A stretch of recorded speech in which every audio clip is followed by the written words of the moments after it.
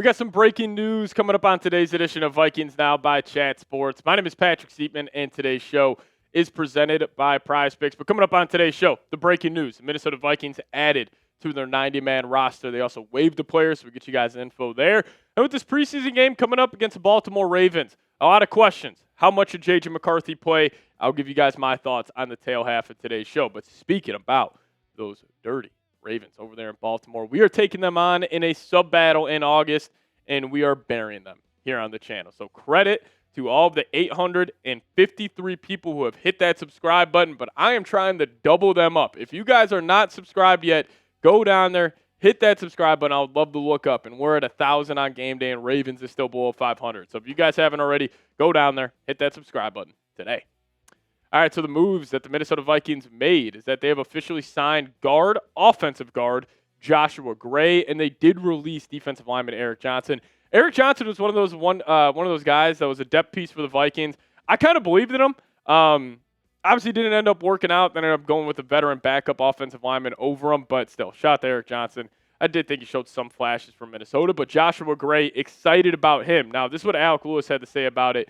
He says it adds more depth to the interior, but most recently played with the Panthers, was on the Falcons practice squad last year. He has a smaller frame, but can really move off the balls. With the Vikings, running this outside zone run scheme, you want to have those interior offensive linemen who can pull, get out into space. Now, smaller frame, but can really move off the ball. The first person I thought about was Garrett Bradbury. But still, if you could get Garrett Bradbury out of Joshua Gray, that's a hell of a pickup. Now, also we'll get saying Gray earned strong grades at right guard in Carolina's most preseason game. Literally just this past weekend, he played left tackle and left guard across 5 seasons at Oregon State, which is so hilarious that he's coming from Oregon State.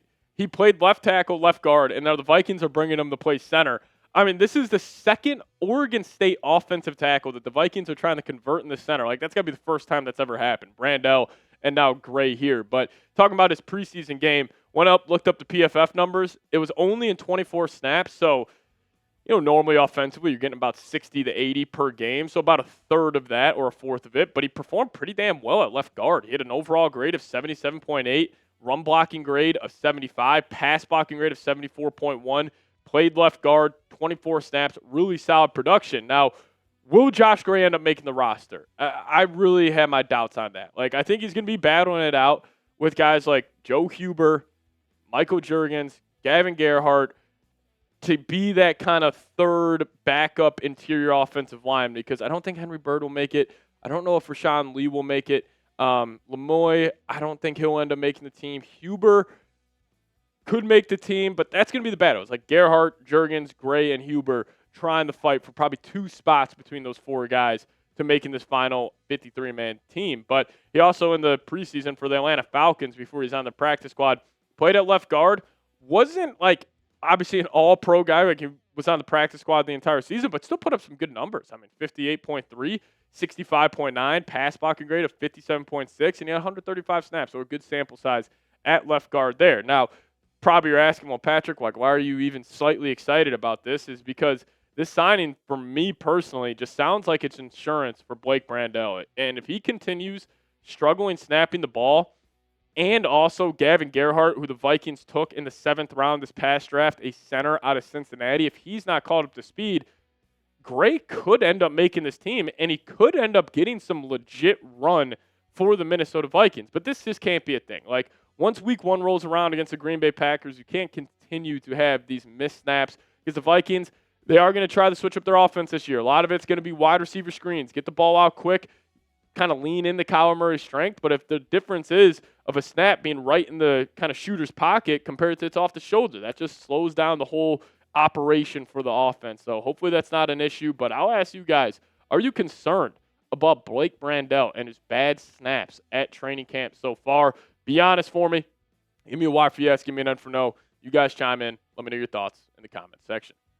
All right, I do want to tell you guys about today's presenting sponsor, and that is our good old friends over at Prize Picks. And if you guys plug in the promo code HMA, we're going to hook you guys up with $150 in bonus lineups after you play and win your first $5 lineup. Prize Picks is the best place to win cash while watching sports. The app is incredibly easy to use. All you got to do is pick more or less on a few players' stats and lock in your lineup. PrizePicks is available in most states, including California, Texas, Florida, New York, and, of course, Minnesota. And here's an example of a season-long projection on PrizePicks. Justin Jefferson, they got him at 1,149.5 receiving yards. Obviously taking the more there. Taking the more on Kyler Murray rushing yards. I'm going to take the less on Amon-Ra St. Brown, set at 1,200.5 receiving yards. So that's a $20 lineup. Pays out $120. And also, PrizePicks has a feature that allows you to follow your friends and others on the app like you would on any other social media platform. So if you guys want to rag on your friends for making some bad lineups, you guys can do that on PrizePicks. You guys can also follow me on the app. Handle is @PatSeeps. But plug in the promo code HMA. Get hooked up. $150 in bonus lineups after you win your first $5 lineup. Now, Kevin O'Connell was talking about Blake Brandel and just the issues with him snapping the football. He said Blake's had a really good camp. For sure, the quarterback-center exchange is something that we're going to continue to harp on and make sure we get that corrected. There's many things like that throughout training camp. When there's an issue, we got to fix it. It cannot continue to be an issue. And obviously, Kevin O'Connell, this is not something that you want to roll into week one. And in the back of our mind, we're thinking about, man, can Blake Brandel and Kyler Murray get on the same page with just snapping the football? Hopefully that is not the case. So hopefully this is not an issue. Clued up for week one, big-time game against an NFC North rival, and hopefully the Vikes will be locked in, and the center problem will not be a problem in that game. But let's talk about the preseason. J.J. McCarthy. A lot of people have a lot of different takes on how the Vikings should handle this. Kyler Murray will not be out there. So you got McCarthy, Wentz, and Brosmer. How should Kevin O'Connell divvy it up?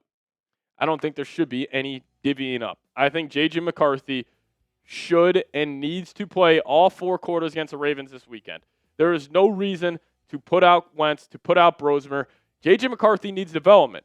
And speaking about Wentz, is there really any benefit to playing Carson Wentz? Like, be honest. Like, we know what Carson Wentz is. We know if Carson Wentz has to step in for a game and be the backup quarterback, operate the offense, we somewhat know what it's going to look like.